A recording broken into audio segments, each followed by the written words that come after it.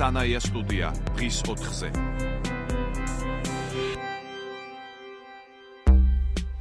კიდევ ერთხელ მოგესალმებით, დავბრუნდით პირდაპირ ეთერში, თქვენ უსმენთ სანაია სტუდიას და როგორც უკვე გითხარით, ჩვენი სტუდიის სტუმარია ვალერი გელბახიანი. მოგესალმებით, ბატონ ვალერი, დიდი მადლობა სტუმრობისთვის. ჩვენი საუბარი დავიწყოთ ყოფილი პრემიერ-მინისტრის ბიძინა ივანიშვილის მიერ გამოქვეყნებული ღია წერილით. თქვენი აზრით, რატომ და ვისთვის დაიწერა ეს წერილი და მის მიერ დაფუძნებულ პარტიას გამოადგება თუ არა ეს წერილი სახელმძღვანელოდ? მე აქვე ვეტყვი ჩვენს რადიო მსმენელებს, რომ ივანიშვილი, როგორც თავად ამბობს, აპირებს სატელევიზიო ეთერებში აქტიურობას, ასევე რეგიონებში ჩასვლას და სექტემბრისთვის უფრო ვრცელი წერილის გამოქვეყნებას, მაგრამ სექტემბრამდე ჯერ საკმაოდ დროა, აი ქართული ოცნებისთვის და მთლიანად საზოგადოებისთვის რა შინაარსის შემცველი შეიძლება იყოს ეს წერილი, რომელიც უკვე გამოქვეყნდა. დიდი მადლობა მივესალმებ მსმენელებს. მოლოდინი დიდი იყო, რა თქმა უნდა, ამ წერილის მიმართ. მაგრამ თვითონ ფორმატი და შინაარსი წერილისა არ არის, ასე თქვა, ცნობილი პოლიტიკური ფორმატებისათვის. რამდენადაც უფრო პათეტიკურ და მოტივაციებზე აგებული არის ძალიან ზოგადი და პოზიტიური კონსტრუქციები ამ მხოლოდ შიგნით წამოწეული და პოლიტიკურ ასპექტებთან მიმართებაში არ არის არც ანალიზი და არც ისეთი შემოთავაზებები, ანუ გზავნილები, რომელიც დაამშვიდებს როგორც მიმდინარე პროცესებს, ასევე მომავალში მისცემს გარანტიებს. ამიტომ მიზანი ამ წერილის მე მგონი უფრო იყო ვალის მოხდა საზოგადოების წინაშე და ის დაპირებები, რომლებიც ჰქონდა ქართულ ოცნებას და დღემდე მოყვება როგორც პრობლემა ელექტორატთან მიმართებაში წინასაარჩევნო კამპანიის დროს დამამშვიდებელი ფონის შექმნის მცდელობა აქვს წერილს. თუმცა როგორც ასეთი წერილს ჩვენ ყველანი გავეცანით, მიუხედავად იმისა, რომ გამოქვეყნდა 12 საათზე თუ პირველზე, ზუსტად არ მახსოვს, მაგრამ ცოტა დროა მაინც ხმა ანალიზისთვის ზედაპირულად იკითხება, რომ მაინც და მაინც დიდი პოლიტიკური დატვირთვა არ აქვს ამ წერილს, ვინაიდან მე თავების მიხედვითაც შემიძლია ვისაუბრო, რომ იმ თავებში, სადაც თემატიკაა წამოწეული, არანაირი პრობლემატიკა არ ჩანს და არც სხვადასხვა სამართლებრივი პოლიტიკური ანალიზია გაკეთებული. ბატონ ვალერი, აი პოლიტიკური დატვირთვა ახსენეთ, ჩვენ ყველას გვახსოვს 2011 წელს, როდესაც მან პირველი წერილი გამოაქვეყნა, ეს ერთგვარი გზამკვლევი იყო მისთვისაც, საზოგადოებისთვის და იმ პოლიტიკური ძალებისთვის, რომელიც მან შემოიკრიბა და ზუსტად იმ სცენარით წავიდა პროცესები ქვეყანაში და მან მოიპოვა გამარჯვება იმ არჩევნებში, ხო? ახლა არ არის ასეთი ორიენტირები საჭირო თუ უბრალოდ ჭირს, რომ ქართულმა ოცნებამ და მისმა დამფუძნებელმა დაუსახოს თავის ამომრჩეველს, რა გზით უნდა იაროს ამ პარტიამ. დიახ, 2011 წელს ახლაც იხსენიებს ამ წერილში, იმ ჩამონათვალი აქვს იმ 10 საკითხისა, რომელიც 2011 წლის ნოემბრის წერილში იყო გამოქვეყნებული და წინ წამოწეული ასე გზავნილების სახით. და მაშინ, მოდი ასე ვთქვა, ჯერ ერთი ივანიშვილი იყო ფიგურა ლეგენდა, რომელიც არ ყავდა საზოგადოებას ნანახი, მხოლოდ ისმოდა მის ქველმოქმედებაზე საუბარი, იყო ძალიან მაღალი წარმოდგენები და ბუნებრივია მაღალი ინტერესი. აქედან გამომდინარე 2011-ისა დაუნახავ ივანიშვილის აი მომავალ განცდებზე, რომ მომავალში როგორ წარმოუდგენიათ ადამიანები, რომელიც არ უნახავთ და ესმით მხოლოდ ლეგენდები და მითები. ეს მითი უკვე აღარ არსებობს, ეს მითი უკვე რეალობაშია გადაყვანილი, ეს რეალობა წარე სინამდვილეა და გამომდინარე აქედან, რა თქმა უნდა, არ ექნება ის ძალა ამ წერილს, რაც ჰქონდა 2011 წლის ნოემბერში. ეხლა უკვე ცნობილია, რომ ის დაპირებები არ შესრულდა, რომელიც იქნა მთავარგზავნილებად მოსახლეობისათვის დაყენებული დანაპირების სახით. ასევე სახელმწიფოში არ მოხდა არანაირი პოლიტიკური, არანაირი სამართლებრივი, ეკონომიკური რეფორმები არ განხორციელდა დანაპირების მიხედვით და ქვეყანამ დაიწყო ბოდიში ამ გამოთქმაზე ბუქსაობა ერთ ადგილზე და ეს ნებისმიერ რიგით მოქალაქეს, რომ შეეკითხები, გიპასუხებს, რომ მან ვერაფერი წარმატება ვერ ნახა. შეიძლება პოლიტიკურმა პროცესმა ნახა, რა თქმა უნდა, პროგრესი, იმიტომ რომ ის ნაწილი მართლაც მისაღებია, იმიტომ რომ მართლაც ესე იყო, რომ ერთპიროვნული ხელისუფლება იყო, ავტორიტარიზმის აშკარად გამოკვეთილი ნიშნები იყო, არ მუშაობდა სასამართლო ხელისუფლება, დირექტივებში იყო მთლიანად მოქცეული მართლმსაჯულება და გამომდინარე აქედან ერთი პირის ნებაზე წყდებოდა ყველა საკითხი დადებითად თუ არ ყოფითად, რამაც ნეგატიურად იმოქმედა საზოგადოებაზე და ნახეთ, რომ 400,000-მდე ადამიანი საპატიმროებში აღმოჩნდა, ქონება წართმეული, გაძარცული, უმუშევარი, იმედგაცრუებული და გაბოროტებულიც, ასე ვთქვათ, და ივანიშვილის ფაქტორმა მაშინ აი ამ დიდ ბოროტებას, ასე ვთქვათ, აცილა საზოგადოება ყველანაირ თავის საფრთხეებით, იმდენად რამდენადაც ეს ხალხი პოზიტიურად გამოიყენა, ყველა განაწყენებული და მებრძოლი ადამიანი პოზიტიურად გამოიყენა მშვიდობიანი გზით, რომ შეცვლილიყო ხელისუფლება. იგი არ წავიდა არც რევოლუციური გზით, არც აჯანყების გზით, არც სამოქალაქო დაპირისპირების გზით. მან აირჩია აბსოლუტურად კონსტრუქციული გზა, ეს იყო არჩევნები და მიაღწია შედეგს. მე ვიტყოდი, რომ ძალიან დიდი როლი ქართული სახელმწიფოს მომავლისათვის, აი ივანიშვილის ამ კონსტრუქციულმა გზამ იქონია და დიდი მნიშვნელობა აქვს ეხლაც, მაგრამ ეს უკვე წარსულია. და ახლანდელი არჩევნები თქვენი აზრით უფრო რთული მოსაგებია ივანიშვილის პარტიისთვის, ვიდრე 2012 წელს იყო? რა თქმა უნდა, მაშინ არ იდგა საკითხი, აი მრავალპარტიულობი, ანუ პლურალისტური თვალსაზრისით, ან იყო ორი პოლუსი, იყო სააკაშვილი და იყო ოპოზიცია. პარტიული ნიშნით ბრძოლა აქ არ ყოფილა. აქ იყო ბრძოლა სააკაშვილის ხელისუფლების წინააღმდეგ და მის შესაცვლელად. ამიტომ უპრიანი იყო, მაშინ ჩვენ წერდით ამაზე ბევრი ძალიან, რომ უპრიანი იყო, როდესაც დამარცხდა ნაციონალური მოძრაობა. 3 თვეში არჩევნები უნდა ჩატარებულიყო, ხელახალი არჩევნები. იქ ალბათ განადგურდებოდა ნაციონალური მოძრაობა და პლურალისტულ პარლამენტს მივიღებდი და დაიწყებოდა ნამდვილად მშვიდობიანი პოლიტიკური ცხოვრება. შეცდომა იყო, რომ ივანიშვილმა ხელისუფლება მიიღო ხალხისაგან, მანდატი მიიღო ხალხისაგან და ეს მანდატი არ გამოიყენა სამართლიანობის აღდგენისას. აი ორი პოლუსი ახსენეთ. სააკაშვილმა გარკვეული პერიოდის წინ თქვა, რომ ახლაც ორი პოლუსიაო საქართველოში, ერთი არის ივანიშვილი და ერთი სააკაშვილი. აი სხვა პოლუსებს სათხედავთ, რომელთაც შეუძლიათ, რომ ასე ვთქვათ, ამ ორი ძალის დაპირისპირებაში თავისი სიტყვა თქვან და სერიოზული გავლენებით მოვიდნენ პარლამენტში. ეხლა თუ დააკვირდებით ჯერ წინა საარჩევნო პერიოდი არ დაწყებულა საარჩევნო კამპანია, მაინც ჩანს კონტურები იმისა, რომ რამდენ პოლიტიკურ ძალას აქვს თანაბარი შესაძლებლობა იმისა, რომ მოხვდნენ პარლამენტში. მე ვთვლი დაახლოებით 8 სუბიექტს ყოველგვარი კოალიციების გარეშე, რომლებსაც აქვთ უნარი, რომ გადალახონ 5%-იანი ბარიერი და შევიდნენ პარლამენტში. უკვე აღარ ყოფილა ორი პოლუსი, 8 პოლუსია, ხო? ამიტომ ამ შემთხვევაში ივანიშვილს არათუ გაუჭირდება ბრძოლა მოგებისას, მოგებით ვერ მოიგებს ივანიშვილი. თეორიულად არ ჩანს ამისი არანაირი რესურსი, მაგრამ ის რომ უპირატესი მდგომარეობა ჰქონდეს სხვა პოლიტიკურ ძალებთან, ამისი რესურსი აქვს და ეს არის ადვილი შესაძლებელიც. თუმცა ადვილი არ არის, მაგრამ ყოველთვის შესაძლებელი. გამომდინარე იქიდან რომ არ იყოფა მათემატიკურად ის რაოდენობა ამორჩევლისა, რაც სუბიექტებს, უпросторо რაც სუბიექტებზე ნაწილდება, თუნდაც მცირედით, ისე არ იყოფა, რომ 50+1 ვინმე მიიღოს, ამიტომ ამ რეალობას უნდა, ასე ვთქვათ, შეგუება. და როდესაც ხადდება დაუშვათ რაღაცა ამოცანა, გადაჭრა მისი, მithumetes პოლიტიკაში.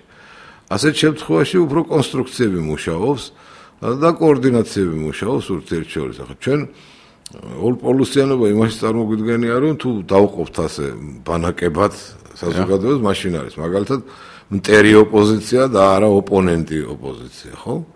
ახლა თუ მტერი ოპოზიციაზე ლაპარაკი, მაშინ ივანიშვილის მტერი ოპოზიცია ჩემთვის მაგალითად გაურკვეველია ვინ არის, იმიტომ რომ ბევრი კითხვები მაქვს, რომელიც ამ წერილითაც ვერ გავიგე. მაგალითად არაფერი არ იყო ნათქვამი ეს კორცხელის მოვლენა ჩეულებრივი რიგით შეცდომა იყო თუ ეს იყო მიზანმიმართული მეთოდური მიდგომა დღევანდელობისა და მომავალში გამოსაყენებელი მეთოდი, ანუ სისტემური იყო თუ არა. და რატომ იცით? იმიტომ რომ მე რაღაც პარალელები გავავლე დაუშვათ და გამოვთქვი ჩემი აზრი, რომ როდესაც გამოდის პრემიერი და 4 ჯერ სხვადასხვა დროს ამბობს, რომ ქართული ოცნება მომავალში არ ითანამშრომლებს პატრიოტთა ალიანსთან და ნინო ბურჯანაძესთან. ამას აქვს ლოგიკა, ხო? მას ვისთან ითანამშრომლებს? ყველა ლოგიკით უნდა ითანამშრომლოს ნაციონალურ მოძრაობასთან, ხო მასეა? აი ბატონო ვალერი, ნახეთ, აი თქვენ რა ლოგიკასაც ავითარებთ. ორი პოლუსიო რომ ვახსენეთ და სააკაშვილმა თქვა ეს, რომ ორნი ვართო მე და ივანიშვილიო. ეს და თქვენ ამბობთ რომ სააკაშვილს უნდა რომ ეს ასე წარმოაჩინოს. მხოლოდ სააკაშვილს უნდა ეს თუ უნდა ივანიშვილსაც? აი ვცდილობ თქვენს ლოგიკას გავყვებით. ორივეს უნდა. დღეს ერთადერთი ვინც მან ახსენა პოლიტიკური სპექტრიდან ამ წერილში არის სააკაშვილი და ძალიან ხშირად ახსენა. სხვები არ უხსენებია. ანუ ნიშნავს თუ არა რომ ეს ორივესთვის მისაღები კონფიგურაციაა? მაშინ დავიწყებ თავიდან, ესე იგი, როდესაც მოვიდნენ ხელისუფლებაში, მე ივანიშვილი და მისი გუნდი მყავს მხედველობაში, მათ ძალიან ადვილად შეეძლოთ პოლიტიკური ასპარეზიდან გაექროთ ნაციონალურ მოძრაობამ. ელემენტარულად პარლამენტის დადგენილება იყო საჭირო, რომ დანაშაულებრივი პარტია და გაუქმდებოდა პარტია, გაუქმდებოდა მანდატები. ეს პრაქტიკა გააჩნდა საქართველოს სხვათაშორის პოლიტიკურ ცხოვრებას, ზედ გამსახურდა აზრს, გაუქმდა კომპარტია და გაუქმდა მანდატები. ხმა არ ამოუღია სამყაროში არავის. იმიტომ რომ პარტიის საქმიანობა სახელმწიფო ხელისუფლებაში მოღვაწეობის დროს შეფასებული იქნა დანაშაულებრივად. გამომდინარე იქიდან, რომ დაიტოვა ივანიშვილმა ნაციონალურ მოძრაობა და კოჰაბიტაცია დაარქვა მას, იყო ახსნილი ერთადერთი მოტივაციით, შიდა საუბრებში, რომ მანამდე იქნებოდა ქართული ოცნება ხელისუფლებაში წაუგებელ თამაში, ვიდრე ოპონენტად ეყოლებოდა ნაციონალურ მოძრაობა. ეს იყო მათი ფორმულის, ასე ვთქვათ, წაუგებელი თამაში. ეხლა სურვილი აქვს, რომ ეს ფორმულა გაგრძელდეს. ანუ, მხოლოდ ივანიშ ნაციონალურ მოძრაობა, ანუ სააკაშვილი და ივანიშვილი ქართული ოცნება. თუ ასე ორპოლუსიანად წარიმართება, მაშინ ქართულ მოსახლეობას არ ექნება სხვა არჩევანი, რომ არ დაუჭიროს ხარი ქართულ ოცნებას, ხო? მაგრამ ეს მონახაზი იმ პერიოდის აღარ არის სინამდვილე, აღარ არის რეალობა. უკვე გამოჩნდა, რომ ქართული მოსახლეობა, ანუ ამომრჩეველი, ხარს დაუჭერს იმ პოლიტიკურ ძალებსაც, რომლებიც ამ ორ პოლიტიკურ ძალასთან არანაირ კავშირში და თანამშრომლობაში არ იყო. აი ბატონო ვალერი, ნახეთ, იმისთვის რომ გაჩნდეს მესამე პოლუსი, რომელსაც ამბობთ, რომ თქვენ არსებობს და იქნება პარლამენტში წარმოდგენილი. მხოლოდ ის, რომ პარლამენტში გარკვეული რაოდენობით შედის რომელიმე პარტია, ეს უკვე ნიშნავს, რომ ის პოლუსია, იმიტომ რომ აქ სერიოზულ რაღაცეებზე არის კიდევ ლაპარაკი, ხომ? ფინანსებზე, მედიაზე. ხედავთ რომელიმე პოლიტიკურ ძალას, რომელსაც ჰქონდეს იმხელა ფინანსები, იმხელა მედია წვდომა, რომ მან თქვას, რომ აი მე ვარ მესამე პოლუსი ან მეოთხე ან მეხუთე.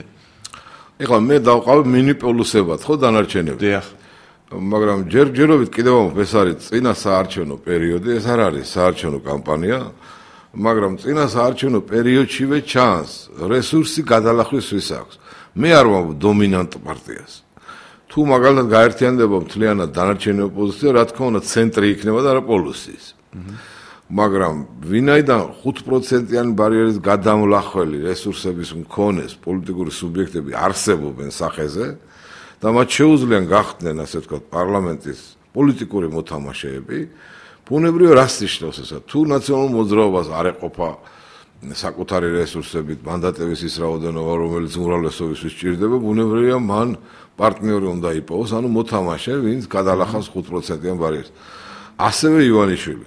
და მე რატომ დავსვის, რომ ლოგიკა არ იკითხება მეთქი, როდესაც აცხადებს პრემიერ-მინისტრი არაერთჯერ ხალხს უსვავს, რომ ამასთან და ამასთან არ ვითანამშრომლებ, მაშინ ვინ რჩება, ვისთან ითანამშრომლებს? ლეიბორისტებთან, რა თქმა უნდა, ვერ ითანამშრომლებს, იმიტომ რომ შეუთავსებლობაა ნათელაშვილსა და ივანიშვილს შორის. ეს არის გამორიცხული თეორია. ვერ ითანამშრომლებს ალასანიასთან თუ ტრობა აქვს გამოცხადებული, ხო? აშკარაა, რომ ეს არის ძალიან დაპირისპირებული ბრძოლა. ფორუმი და რესპუბლიკელები არ ეყოფა. ფორუმი და რესპუბლიკელები ჯერ გადავიდნენ. ესენი ზღვარზე ვერ დგანან ჯერჯერობით, მე ამათ არც გულისხმობ. მაგრამ რჩება ვინ? ესე იგი რჩება ახლად შექმნილი ბურჭულაძის პოლიტიკური პარტია, რომელსაც აქვს ოპოზიციური, რა თქმა უნდა, განწყობა კი არა, გზავნილები აქვს პირდაპირი და მე რასაც ვკითხულობ ჯერჯერობით მაგათ პოლიტიკური როგორ გითხრათ გზავნილები არ წამიკითხავს იმდენად რამდენად ჩამოყალიბებული ეს ჯერჯერობით არ აქვს მხოლოდ განაცხადები აქვს მაგრამ როგორც ჩანს და იკითხება არც მათ არ აქვს სურვილი რაიმე თანამშრომლობა არ უთქვამთ ყოველ შემთხვევაში ასეთი რომ და ალბათ არც იტყვიან რჩება კვლავ ნაციონალური მოძრაობა რომელიც რა თქმა უნდა ოპონენტის იმით გამოდის პოზირებს ოპონენტად ანუ არათუ ოპონენტად დაპირისპირებული ძალად და იმუქრება სხვა საშუალებებით რომ ამარჩენებს მოიგებს მაგრამ ლოგიკა სად არის მე დავსვიკითხა სად არის ლოგიკა კვირიკაშვილის განცხადებაში მაშინ ვინ არის მისი მომავალი პარტნიორი თუ არ ეყოფა მანდატები და რომ არ ეყოფა ეს ცხადია ვისთან შეიძლება გამოაცხადოს პარტნიორული თანამშრომლობა კი ბატონო ქართული ოცნება არის დომინანტი პოლიტიკური პარტია მაგრამ არ არის ის პარტია რომელიც უმრავლესობას ქმნის ანუ კვირიკაშვილმა შეცდომა დაუშვა და წინ დაუხედავ იყო ეს 4 ჯერ შეცდომას ვერ დაუშვებდა შეიძლება ერთხელ დაუშვას შეცდომა მე კვირიკაშვილს არ მიმაჩნია რომ გამოცდილი პოლიტიკური ლიდერია არ არის ის პოლიტიკური ლიდერი გამოცდილების თვალსაზრისით ერთადერთხელ იყო პარლამენტში და ისე გავიდა ის 4 წელი ტრიბუნასთან ადამიანი მისული არ არის არავის არ ახსოვს ის როგორც პოლიტიკური მოღვაწე ამის შემდეგ მუშაობდა ბანკში და რა გამოცდილება უნდა მიიღო და სად უნდა მიიღო კვირიკაშვილს პოლიტიკურ პროცესებში არ არის ნამყოფი და ეს პრობლემატიკას არ იცნობ ბუნებრივი არ იცნობ პოლიტიკას გამოდიან როგორი მაღალი თანამდებობაც არ უნდა მისცე კვირიკაშვილი იქნება თუ ღარიბაშვილი იქნება ის არ არის პოლიტიკური ლიდერი ის არის ხელდასმული ლიდერი და თანამდებობის პირი და არა პოლიტიკური ლიდერი ამიტომ როდესაც ასეთ განცხადებას აკეთებს საარჩევნო პროცესში ხო ნიშნავს რომ ან ძალიან დიდი უცოდინარობაა და უკვე იმ ხიდებს ესე ვთქვათ შლით თუ აფეთქებ რაზეც გასავლელი გაქვს ან კიდევ არის შეგნებული ნაბიჯი იქით რომ ვიღაცას გააგონოს დასავლეთში რომ ამათ მე არ ავცნობ ვცნობ ისევ ნაციონალურ მოძრაობას მაგრამ ახლა ჩვენ გვასხოს რატომ მაშინ ვის ატყუებენ რატო ატყუებენ და ვის ჭირდება ქართული ხალხის ინტერესებში შედის თუ არა ასეთი შეფუთული კონსტრუქციებით ის ტყუილი რასაც უკვე ლოგიკაში მაგრამ არის კიდევ ერთი ვარიანტი რომლისას თქვენ არ გჯერათ თქვენ ამბობთ რომ ოცნებას მანდატები არ ეყოფა ანუ შესაძლოა ეს განცხადება იყოს განპირობებული იმითაც რომ ქართულ ოცნებას დღეს ჯერა რომ ის მოიპოვებს უმრავლესობას რომლითაც დააკომპლექტებს მთავრობას აი მოდით ამაზე ვისაუბროთ ის რომ მაჟორიტარული სისტემა რჩება სავარაუდოდ იმიტომ რომ გერმანულ მოდელსაც დღეს კომიტეტში მხარი არ დაუჭირეს მაჟორიტარული სისტემა ვერ უზრუნველყოფს იმ 76 ხმის მოპოვებას პროპორციულთან ერთად რომელიც მთავრობას დააკომპლექტებინებს ოცნებას ხო მეორე არგუმენტით და მე გადავალმაგდებ ესე როდესაც კვირიკაშვილის ამ განცხადებას ვიხილავთ ხო ამ განცხადებას მოყვა კორცხელის ასე ვთქვათ პრეცედენტი ხო და ამ კორცხელის პრეცედენტმა შექმნა საფუძველი ნაციონალური მოძრაობისათვის რომ მას ეთქვა რომ აღარ მონაწილეობს საპარლამენტო განხილვაში და ბოიკოტს აცხადებს და პროტესტის ნიშნად ტოვებს პარლამენტს მაგრამ რას ემსახურება იმ კანონის განხილვას რომელიც უნდა ჩავარდნილიყო გერმანულ მოდელს დიახ ამიტომ ნაციონალურ მოძრაობას როგორც პოლიტიკურ ძალას არ ქონდა არანაირი мотиваცია პოლიტიკური სამართლებრივი უარი ეთქვა ამ კანონპროექტის ხარდაჭერას მაგრამ გააჩინეს კორცხელის მაგალითი იმისთვის რომ ნაციონალურ მოძრაობას მისცემოდა მის საფუძველი რომ პროტესტი განეცხადებია და აბა კომბინაციაში განვიხილოთ განცხადებები კვირიკაშვილის კორცხელი ბოიკოტი და ჩავარდნა ამ კანონის ემსახურება თუ არა იმ მიზანს რომ ესენი ერთად თამაშობენ რომ თუ კოალიცია გახდება საჭირო ქართულმა ოცნებამ არავის სხვასთან არ შექმნას გარდა ნაციონალური მოძრაობის მომავალი არის ერთი მე ასე ვფიქრობ ამათი რომ ახლა რატო ვერ გახდება დავუშვათ კი დომინანტი პოლიტიკური ძალა მაგრამ რატო ვერ აიღებს უმრავლესობისთვის აუცილებელ მანდატებს ესეც დათვლადია ხო დღევანდელი მდგომარეობით ქართული ოცნების რეიტინგი არის 15-18% მე უფრო დაბალი მგონია იმდენად რამდენად მოსახლეობაში არის ძალიან ნეგატიური დამოკიდებულება აშკარად ნეგატიური დამოკიდებულება იმიტომ რომ მოლოდინი დიდი იყო და შევარნაძეს არ ქონდა იმდენად უარყოფითი შეფასებები იმიტომ რომ აცნობიერება და მოსახლეობა შევარნაძეს არ ქონდა ბიუჯეტი არ ქონდა ფინანსური რესურსები იმისთვის რომ რიგი პრობლემები გადაეწყო და არც დაპირებები არ ქონია ერთხელ პარტიამ თქვა მილიონი სამუშაო ადგილი და ამას გადააყოლეს ეს პარტია ხო და მოლოდინის სხვა იყო ივანიშვილს და ბიუჯეტიც ქონდა ქვეყანას და ქონდა საკუთარი ბიუჯეტიც ამიტომ ამ მოლოდინიდან რომ ვერ მიიღეს ვერაფერი უფრო მეტი აგრესია წარმოიშვა ვიდრე შევარნაძის დროს ანუ ტყუილის და სიცრუის შედეგები მიიღეს აქედან გამომდინარე 15-მა და 18%-იანმა პოლიტიკურმა ძალამ როგორც არ უნდა აწიოს, ესე ვთქვათ, მუხტი საარჩევნო პროცესში. როგორც არ უნდა გამოიყენოს ადმინისტრაციული რესურსი, რომელიც ითვლება ბოლოს და ბოლოს რაოდენობრივად, ხო? არ შეიძლება იყოს 10%-ზე მეტი. მაქსიმუმი ვთქვათ 15%. ანუ ქართულ ოცნებას არანაირი რესურსი არ აქვს 30%-ზე მეტი მიიღოს საპარლამენტო არჩევნებში. იმიტომ რომ მაშინ დანარჩენები ვეღარაფერს ვეღარ ღებულობენ, ხო? მათემატიკურადაც არ გამოდის, გარდა იმისა, რომ რეიტინგულად არ გამოდის, არც მათემატიკურად არ გამოდის. 30% არის 21 ან 22 მანდატი პარტიულ სიებში.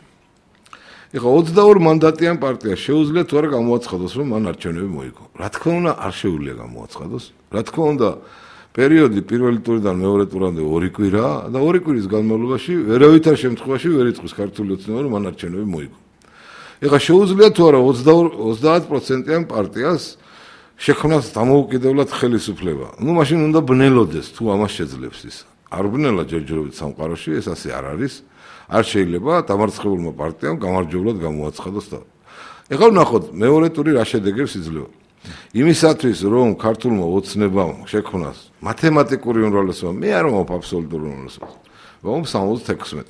53 მაჟორიტარული დეპუტატი უნდა იყოს გამარჯვებული მაჟორიტარულ ოლქებში. 53 მაჟორიტარული არ არსებობს, შეიძლება იყოს 5 მაჟორიტარული ოლქი, სადაც წინასწარ შეიძლება ითქვას, რომ მოიგოს პირველივე ტურში კანდიდატი, მაგრამ 80%-ში იქნება მეორე ტური, იმიტომ რომ 8 პარტია თავის კანდიდატებით მონაწილეობს, ეს იმას ნიშნავს, რომ 50 პლუს 1 ვერც ერთი კანდიდატი ვერ მიიღებს. ნუ მაშინ უნდა იყო ალბათ ქრისტე ღმერთი რომ რაღაცა სასწაულები ახდინო, ჩვეულებრივ პოლიტიკურ კონკურსში ეს ასე არ არის. თითოეულ ხარდაჭერს თავისივე რაიონში ყავს მინიმუმ 2-3000 ემორჩეველი და ჯამში 7 კანდიდატის ხმები შეიძლება უფრო მეტი იყოს ვიდრე ერთი კანდიდატის ხმები. შეიძლება ეს ასეც არის. ამიტომ ახლა წარმოიდგინეთ 80% ჩარჩა მეორე ტურში. პირველი ტურიდან მეორე ტურამდე არის 2 კვირა, ხო?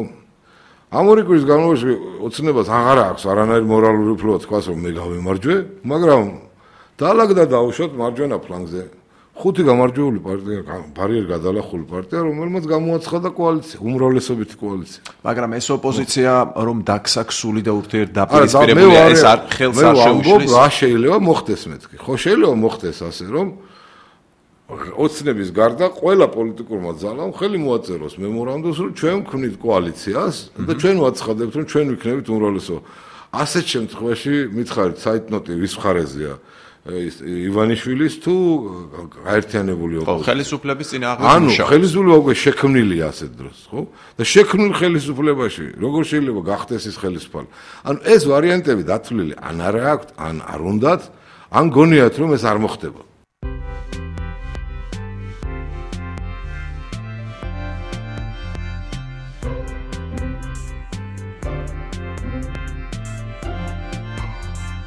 სანაია სტუდია დღის 4-ზე.